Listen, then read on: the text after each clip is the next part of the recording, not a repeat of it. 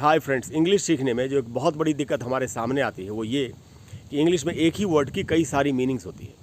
ऐसा किस लिए होता है? ऐसा इसलिए होता है क्योंकि एक ही वर्ड बहुत सारे पार्ट्स ऑफ स्पीच में यूज़ हो सकता है। यानी एक ही वर्ड कई बार नाउन भी हो सकता है, वही वर्ड हो सकता है वर्ब भी हो, और फिर वही वर्ड हो सकता है एडजेक्टिव भी हो। और ऐसे वर्ड्स जो नाउन भी और एडजेक्टिव हैं, ऐसे तो बहुत सारे वर्ड्स इंग्लिश में हज़ारों की संख्या में होंगे, और हर पार्ट ऑफ स्पीच के रूप में उनकी मीनिंग भी अलग अलग होती है। सेंटेंस में यूज़ करने का तरीका भी अलग है, और तो और कई बार अलग अलग पार्ट ऑफ स्पीच में इनका उच्चारण भी अलग अलग होता है। एक ही वर्ड का स्पेलिंग सेम है, उच्चारण भी बदल सकता है।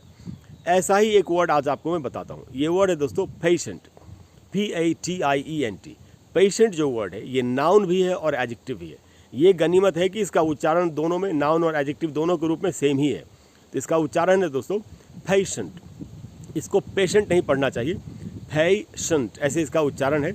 और नाउन के रूप में इसका मीनिंग होता है मरीज़ या रोगी।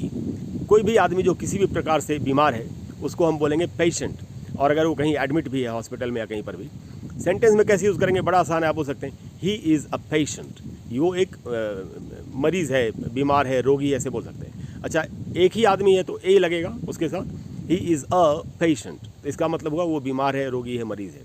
यही वर्ड एडजेक्टिव भी होता है। एडजेक्टिव के रूप में इसका मीनिंग होता है धीरज रखने वाला आदमी, धैर्यवान, जिसके अंदर बहुत धीरज हो, जिसके अंदर पेशेंस हो।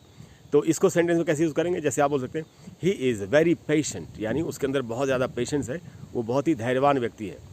तो अगर सेंटेंस में यूज़ कर रहे हैं तो कैसे डिफ्रेंशिएट करेंगे कि एडजेक्टिव वाला यूज़ हो रहा है कि नाउन वाला यूज़ हो रहा है? ए जो है, ए मतलब अगर आप बोल रहे हैं ही इज़ अ, ए जो लगा रहे हैं आप पेशेंट, तो वो नाउन होगा, क्योंकि नाउन काउंटेबल नाउन है पेशेंट, और उसके पहले एक आदमी है तो ए या एन लगता है बताने के लिए, तो हम ए लगा रहे हैं, इसका मतलब वो नाउन है।